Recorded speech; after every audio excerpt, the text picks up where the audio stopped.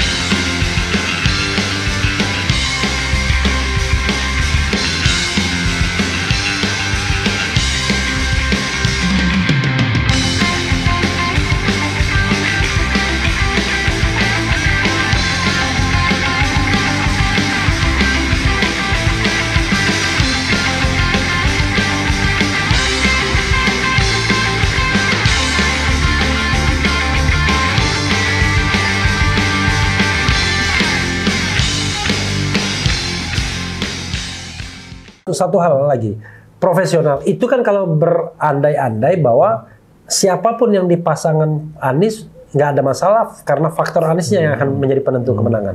Menurut Mas BW, wakil itu penting nggak dalam hal pemenangan? Apakah kemenangan itu hanya ditentukan oleh Anies ataukah faktor wakil ini akan ikut berperan? Sekarang mari kita hitung. Siapapun wakilnya dari kalangan partai apapun, apa kontribusinya ada?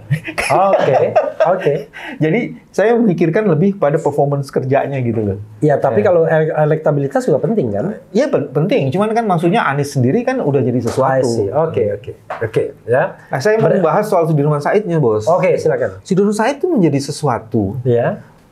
Walaupun banyak orang menyebutkan bahwa ini belum waktunya, jangan bertarung, kayak gitu kan. Cuman dia dalam track recordnya itu menjadi orang yang memang bisa menjadi konduktor untuk mengorkestrasi proses perubahan itu. Itu yang menjadi menarik di situ. Nah, cuman yang jadi soal adalah apakah mungkin Sudirman Said menjadi wakil atau Sudirman Said menjadi sesuatu yang beda? Ya, kalau menurut saya, kalau Anies maju, tidak mungkin Sudirman Said juga maju. Karena kan sebenarnya kan sama saja bentrok di satu kubu pendukung kan.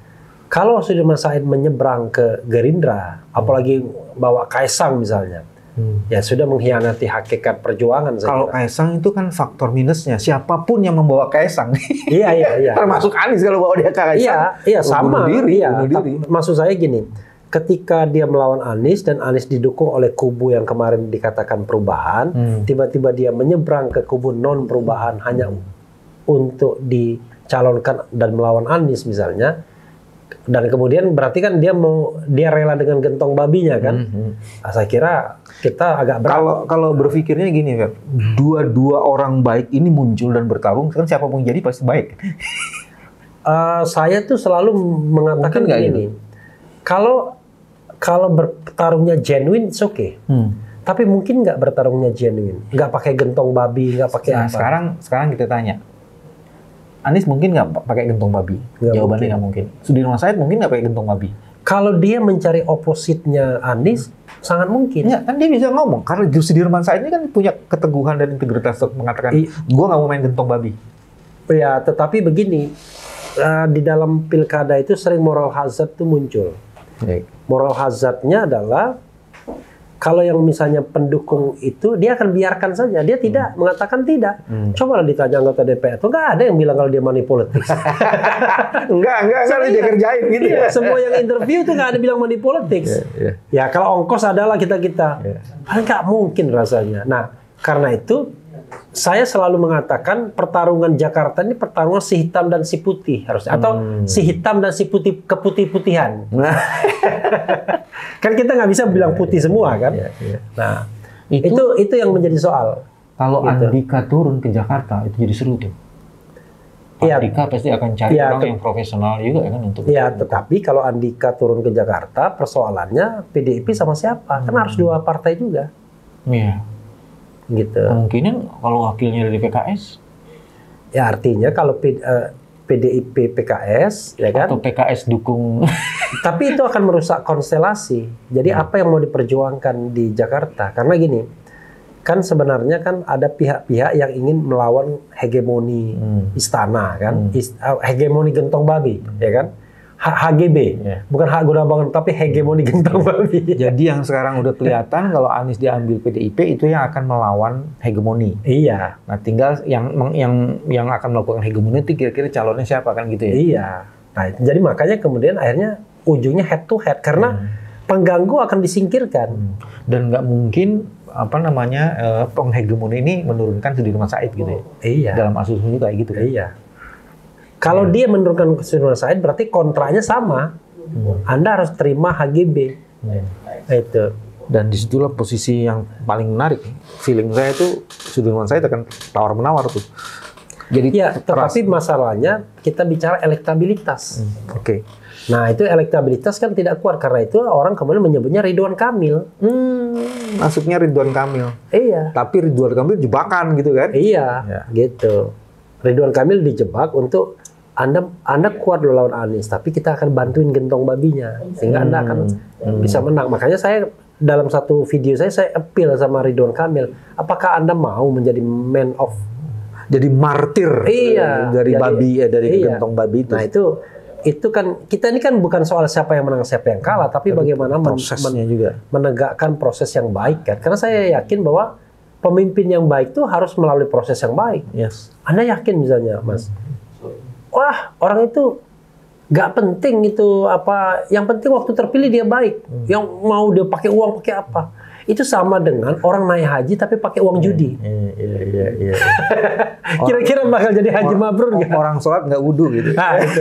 Tapi itu kan perumpamaan yang ini orang sholat nggak wudhu. Tapi yang paling perumpamaan yang paling itu orang naik haji pakai duit judi. Iya. Nggak penting duitnya dari mana. Yang penting hajinya bener loh. Saya tidak pernah berpikir begitu. Ini yang ngasih ikhlas kok. Ngasih ikhlas. Oke. Pertanyaan berikutnya adalah kayak tadi, wakil profesional. Menurut Anda, kalau pakai skala meter, ya, saya tunjukkan lawannya misalnya. Anda yakin head to head nggak kalau di Jakarta, Mas? Kalau nggak head to head, Anies menang. Kalau wakil, ya kan kalau nggak head to head ada 3. Enggak. Anda yakin head to head atau bukan head to head? Kayaknya head to head. Oke, head to head. Kalau head to head, kira-kira Anies akan berhadapan sama siapa? Lawan yang agak sepadan ya Ridwan Kamil. Ridwan Kamil. Kira-kira Ridwan Kamil mau nggak? Nggak mau. Nggak mau. Tapi kalau dipaksa mau nggak dia? Mau, cuman ya.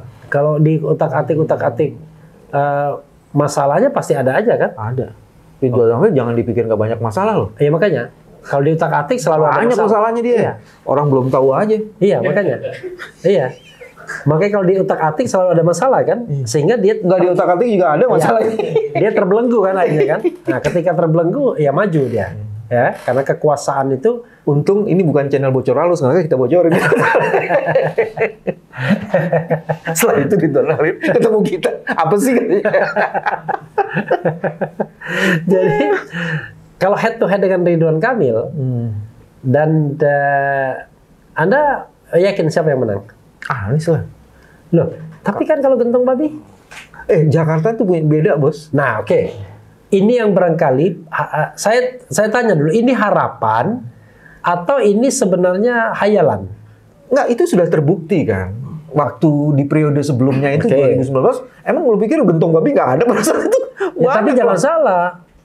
Kan lawannya juga diikat dengan kasus.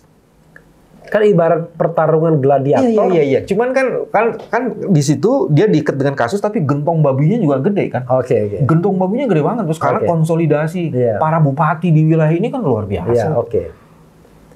Jadi artinya kekuatan massa masih. Saya masih melihat orang-orang rasional di Jakarta orang-orang terdidiknya masih cukup banyak kok. Oke. Karena gentong babi itu bekerja ketika kalangan terdidiknya itu terbatas. Oke. Dan kalangan terdidik yang terbatas itu semuanya mager. Oke. Mas Wiwi, terakhir, apa yang Anda harapkan dengan kepemimpinan Jakarta ke depan? Tidak hanya bagi hal-hal yang sifatnya teknikal, ya transformasi kota dan lain sebagainya, tapi hal-hal yang substantif ya tentunya ya. Soal demokrasi, soal human right, soal vertikal ya. Kita kadang-kadang aneh ya, pemimpin kok emang nggak boleh ngomong vertikal gitu. Kalau saya mengatakan pemimpin itu harus bawa orang surga sebanyak-banyaknya, benar nggak? Kan harusnya begitu. Tapi orang mengatakan, wah jangan kaitkan hal yang vertikal dengan kepemimpinan. Apa yang Anda harapkan? Itu agak picik tuh yang ngomong kayak gitu. Kalau ngomong governance, integrity menjadi sesuatu tuh jadi pilar yang paling utama kan. Tapi kalau di situ sebenarnya kalau Jakarta yang saya bayangin gini, kita akan menjadi kota global karena undang-undangnya paling tidak ngomong gitu ya, global dan punya ekonomi yang sangat kuat. Dan disitulah tantangannya. Jakarta kalau dibilang ekonominya kuat, memang pusat peredaran uang ada di sini kan. Cuman bagaimana kemudian supaya gap itu tidak terjadi. Nah itu yang menarik. Dengan aglomerasi kita punya 10 kota loh, sampai di Cianjur sana. Kebayang nggak loh diversifikasi struktur kependudukannya? Nah, bagian pertama kalau menurut saya yang mesti hebat itu adalah di pendidikannya. Konfigurasi pendidikan kita bisa nggak itu seperti kota global? Maksud saya soal IT. Kita bisa nggak sih bikin Silicon Valley di daerah dari Cianjur sampai di sini gitu? Ada mungkin nggak dibikin kayak gini? Jadi dia menjadi magnet baru dari perkembangan itu. Terus kedua, Depok masuk itu, Depok ya? Depok masuk bos, sampai Cianjur bos, sampai Cianjur. Kita kan kota pendidikannya kelihatan di pentas nasional kan Depok sama Bogor. Cianjur emang ada? Ada bos. Bekasi ada? Kagak ada. Nah itu makanya itu menjadi sesuatu. Terus yang kedua yang juga sangat menarik itu kan banyak orang keren bos di Jakarta.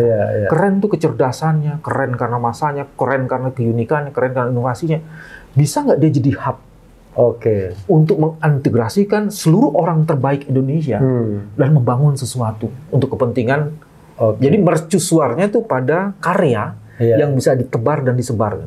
Wah kalau itu bisa dilakukan itu keren banget.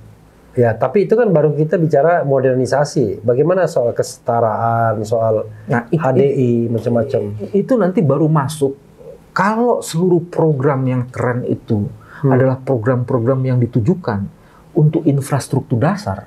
Itu kan jadi menarik. Infrastruktur dasar itu apa? Pendidikan, kesehatan, transportasi, sama ekonomi sosial di tingkat level masyarakat kecil. Dan kebayangkan misalnya contohnya gini. Kita punya dulu Anies ngembangin food station. Butuh beras, nggak punya lahan. Bisa nggak seluruh lahan yang ada itu diaktifkan dan diefektifkan? Walaupun seuprit gitu ya. Misalnya kan sekarang ada Cianjur, bos.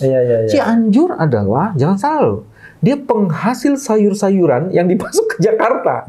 Nah kalau kemudian penggunaannya itu sudah pakai teknologi, dan kemudian seluruh lahan terbatas atau lahan yang masih terbuka di Cianjur itu bisa dimanfaatkan, dia bukan hanya kota wisata, cuman dia menjadi supporting Jakarta dan mungkin untuk ekspor ke negara-negara kayak Singapura, Hong Kong, Brunei, macam-macam kayak gitu. Jadi terbuka banget. Jadi bagaimana mengkonsolidasi orang-orang baik yang bertebaran dan berserakan di Jakarta itu.